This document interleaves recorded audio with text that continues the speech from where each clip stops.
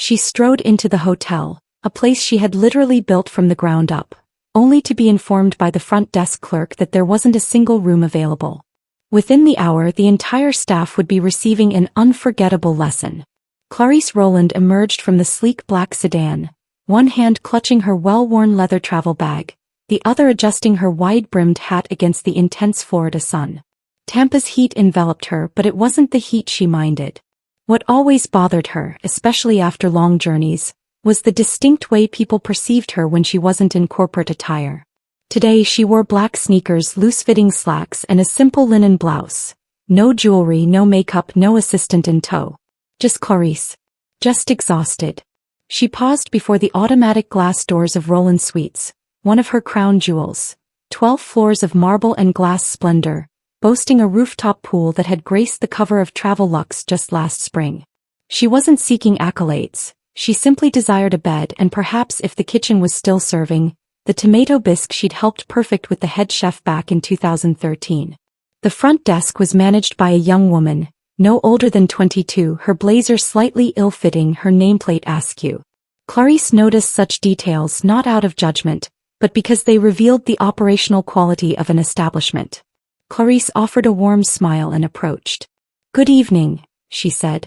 "It's been a long day. I'll need a suite for the night, ideally with a corner view."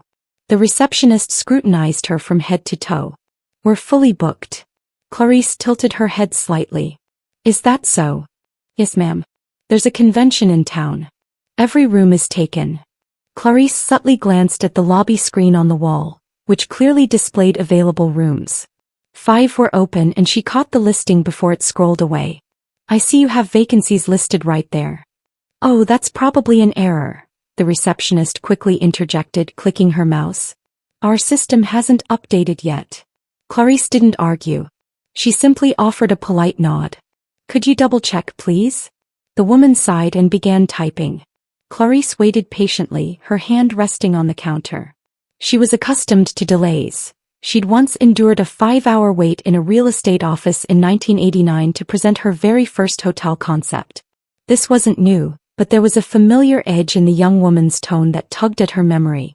After a few more clicks, the receptionist looked up again. "I'm sorry, we can't accommodate walk-ins at this moment." Clarice kept her voice composed. "I don't have a reservation, no, but I am." Before she could finish, the woman interrupted. "You can try the Fairgrove in 2 blocks over. They're usually cheaper anyway." There was. Clarice felt her shoulders tense, but only for a fleeting second. She didn't let it show. The 2 women behind her in line shifted uncomfortably. A man at the bell desk glanced over, then quickly looked away. Clarice leaned in slightly. "Do you know who I am?" The receptionist frowned. "No, should I?" "Not necessarily," Clarice replied softly. "But you should know your guest. All of them. Especially the ones whose portraits hang in the hallway behind you." The receptionist blinked, bewildered. She turned around and saw the oil painting in its gold frame. Clarice Rowland, founder Sue. The woman whose name graced every branded pen, every card key, every pillow tag in the building. I didn't realize." "You didn't ask," Clarice stated. She stepped back from the desk and retrieved her phone, not frantically, not angrily, just with clarity.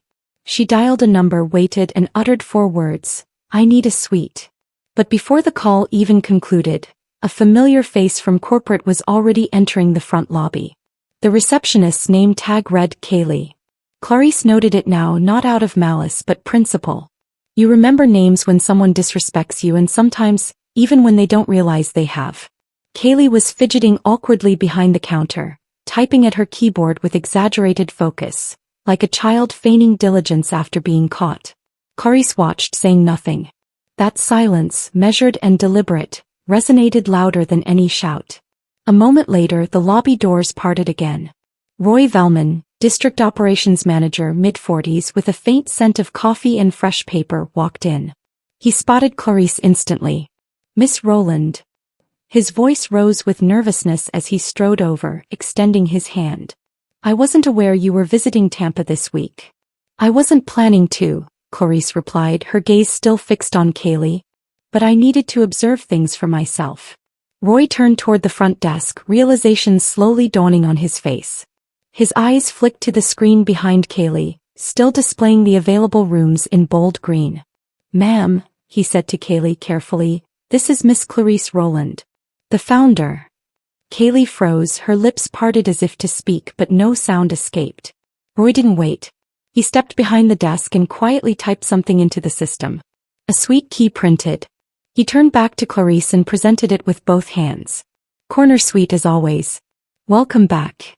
Clarice took the key card but didn't move toward the elevators. She stood still, her posture impeccable, her presence gently asserting itself into every corner of the room. "I want to hear what she was thinking," she said evenly, gesturing toward Kaylee. Kaylee swallowed hard. I didn't recognize you. I thought you were just what?" Clarice asked calmly. Kaylee's voice faltered. "Just someone walking in off the street." "And what made you think someone walking in off the street deserved to be turned away when rooms were clearly available?" I thought you might have been looking for something cheaper," Kaylee murmured. Clarice raised one brow. "Something cheaper?" Kaylee nodded faintly. "I didn't mean any harm. I was just following policy." "What policy is that?" Clarice inquired. Silence.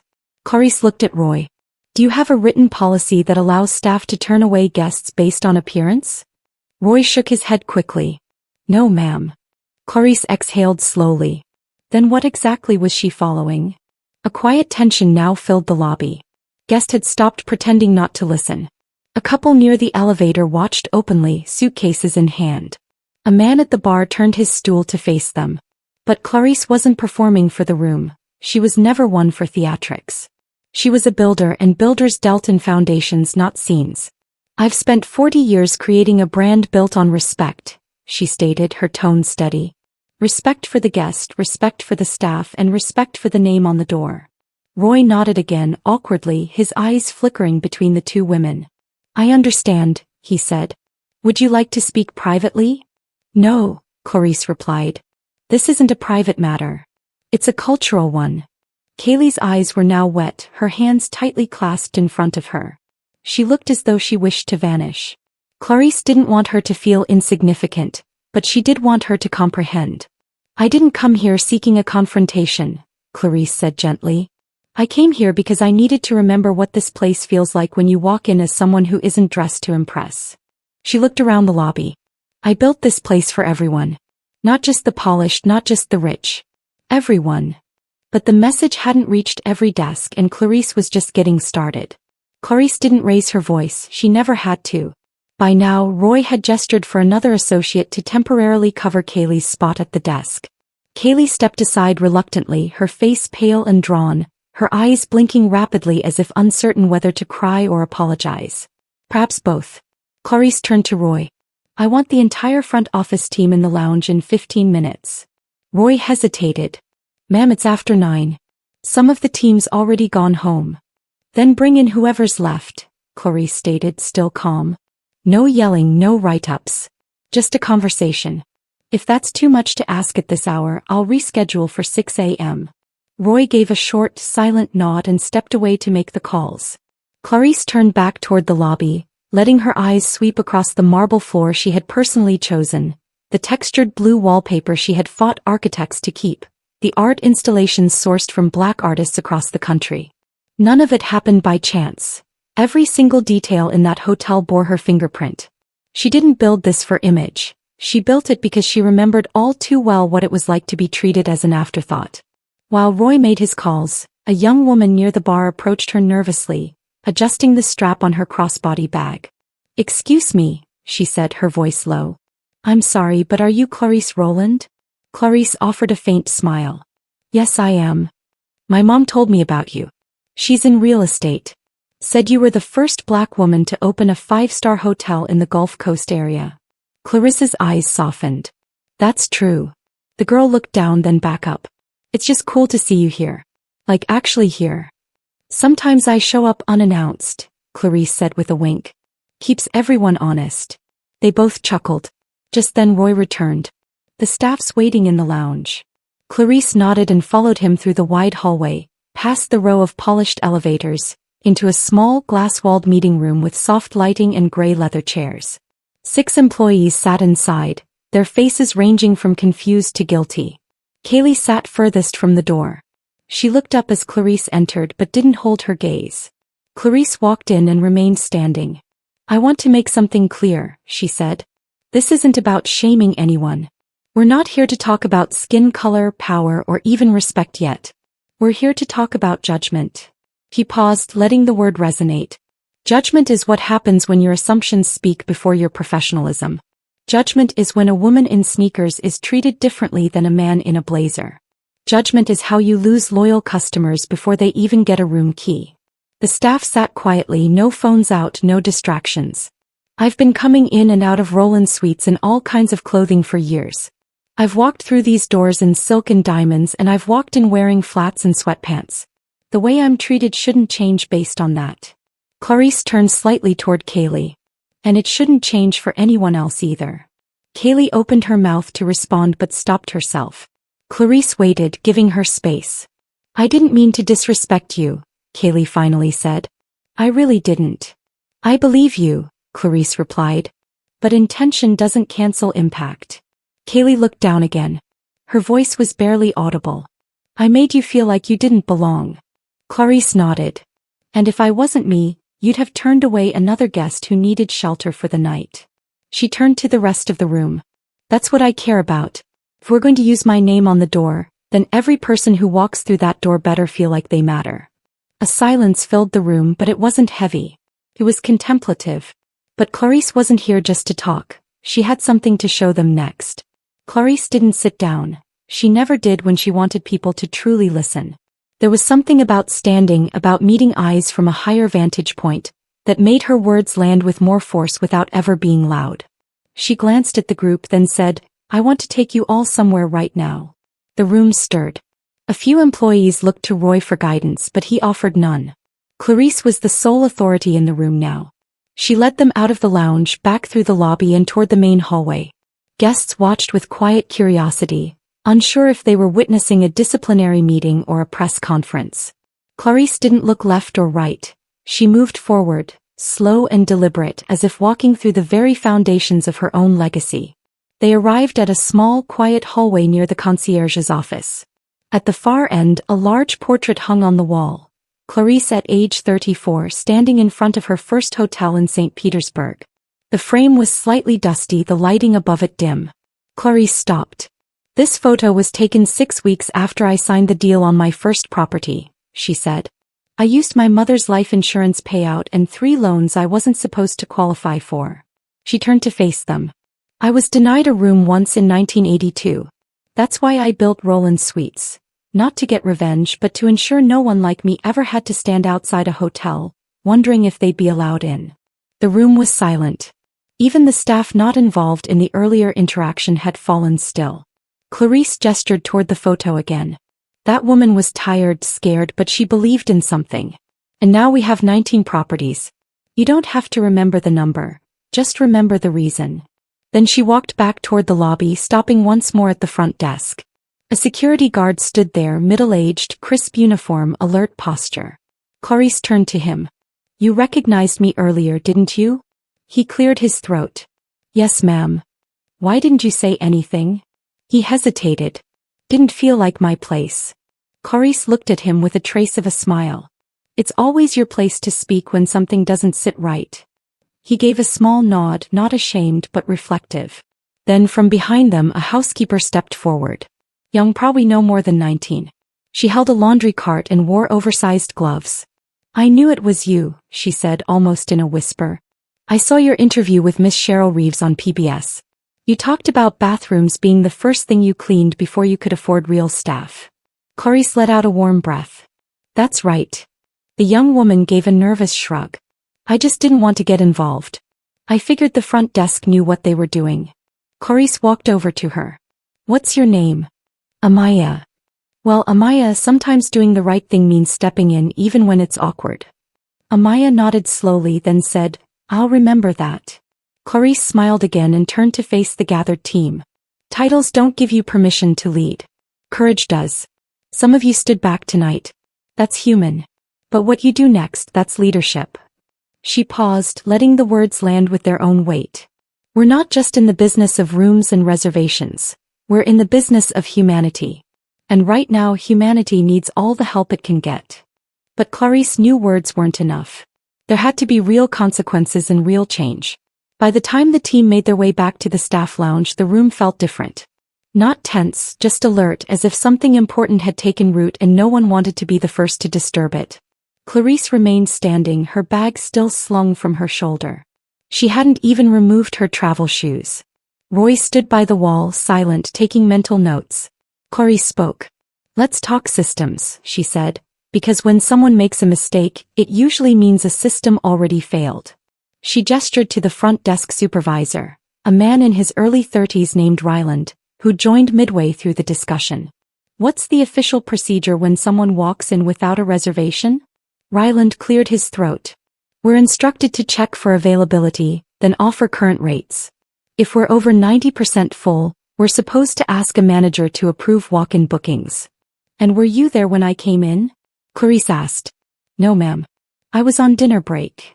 Clarice turned toward Kaylee, who was still seated but now holding a notepad, absorbing everything with quiet intensity. "Did you know that protocol?" Kaylee nodded, almost embarrassed. "I just assumed the rooms on the board weren't available. They sometimes aren't." "But you didn't ask," Clarice replied. "You didn't double-check. You didn't involve a supervisor." Kaylee stayed quiet.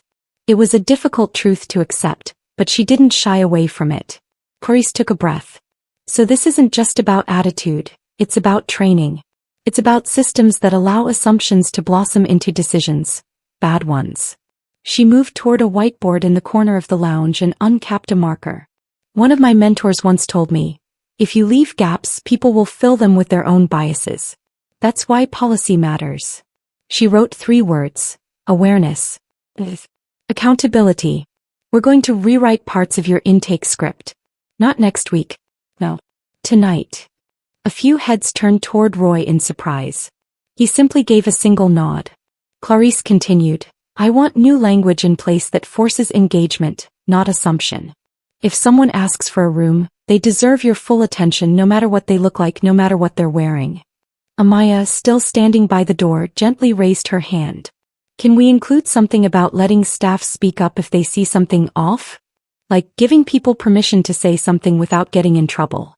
Clarice smiled. "Absolutely. That goes under access. You can't change a place by staying quiet."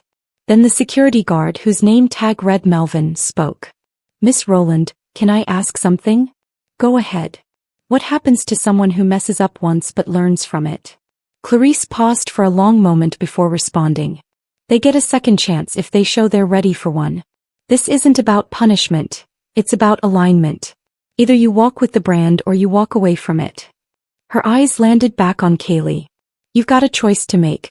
I'm not going to fire you tonight, but you'll need to reapply for your position tomorrow. Not because I enjoy making anyone jump through hoops, but because I need to know that you understand what just happened." Kaylee didn't protest. She simply nodded. "I'd like to come back." Clarice nodded in return. "Then come back better." She turned to the rest of the group. "I'm not interested in perfect. I'm interested in real. Real people doing real work with real care." She capped the marker and stepped back from the board. "We've got properties across the Southeast and I plan to show up at every single one before the year ends. Some of you might see me in a suit. Others might see me in jogging pants. Either way, greet me like you'd greet anyone else. With your eyes, your voice, and your full attention." But Clarice wasn't just leaving them with new rules. She was about to leave something even more permanent behind. By now the clock was nearing 11 p.m. but no one had left. Not a single yawn, not a glance at the time. Clarice had taken what could have been just another awkward HR incident and transformed it into something no one in that room would forget. She walked slowly back toward the center of the lounge, her voice a little lower, more reflective. "I've made a lot of mistakes in my life," she began, "and some of them cost me more than just money. They cost me time, relationships. But I've always believed in cleaning up after them." She turned to Roy. "Bring in HR first thing in the morning. We're revising onboarding materials and we're starting monthly empathy training. Not some glossy generic slideshow. I want case studies. I want real stories." Roy nodded without hesitation. Clarice looked around. People think running a hotel is about rooms, rates, and reviews. But it's about people. The ones who show up exhausted. The ones carrying secrets, grief, or pride in their luggage. And the people who greet them. You all have more power than you think. She paused. That kind of power has to be handled with care. Then she reached into her bag and pulled out a small leather notebook. She held it up. This little thing kept me grounded for years. Every new property, I wrote the same 3 questions in the back. She opened the back cover and read aloud. Did every guest feel seen? Did every employee feel valued? Would I be proud if my mother walked in tonight? Silence again. Not a heavy one, just deeply personal. I'm giving this notebook to you, Roy, she said, handing it over. Scan those pages. Send them to every location. I want every general manager to answer those 3 questions weekly, and I want the answers on my desk. Roy looked stunned. You still carry this around every day? Legacy doesn't carry itself, Clarice stated. Then she turned to Kaylee once more. Her voice didn't harden, but it didn't soften either. You'll come in tomorrow. Shadow someone on every shift. Housekeeping, concierge, kitchen maintenance. Learn this place from the inside out. You can't represent something you don't understand. Yes, ma'am, Kaylee said. I want to. Clarice gave a faint nod. Then she turned to Amaya, still holding her laundry cart just inside the door. You spoke up when you didn't have to. That means something. You're getting a raise. Roy, make it happen. Amaya's eyes widened. Wait, seriously? You didn't just see something, you remembered it. That's what leadership looks like. Clarice then addressed the room one final time. This hotel is a reflection of everyone in it. The moment we forget that, the brand means nothing. And I refuse to let it fall apart from the inside. One of the bartenders, who'd quietly joined the back of the room, raised his hand. Can we keep doing these meetings? Like, even if you're not here? Clarice smiled for the first time all night. Absolutely. I want a culture, not a performance. She turned to Roy again. Budget for monthly roundtables. No suits, no scripts. Just real people talking. He jotted it down in her old notebook, now his responsibility to protect. Then Clarice checked her watch. It's late. I've got one more thing to do before I call it a night. The group began to disperse slowly, murmuring among themselves. Not drained, energized, changed. Clarice walked back through the hallway alone, past her portrait, past the soft glow of the lobby lights. She didn't stop until she reached the elevator. Roy caught up just before the doors closed. Are you really staying the night? Clarice pressed the button for the 12th floor. Of course. In the penthouse. She looked at him sideways. Where else would I sleep in my own house? But Clarice's night wasn't over just yet. She still had one more message to send. The elevator doors opened with a quiet slide onto the 12th floor. Clarice stepped out, her shoes brushing the thick carpet that lined the private hallway. There were only 2 suites on this level. Hers was at the end, the one she personally designed 12 years ago after sleeping in over 300 hotel rooms that never quite got it right. She unlocked the door with the key card Roy had handed her earlier. The door clicked and she entered. Warm, neutral lighting bathed the room. The curtains were half-drawn, revealing the Tampa skyline in an amber glow. The suite hadn't changed much over the years. The same white leather armchairs, the walnut desk, the built-in bookshelf lined with titles she'd curated herself.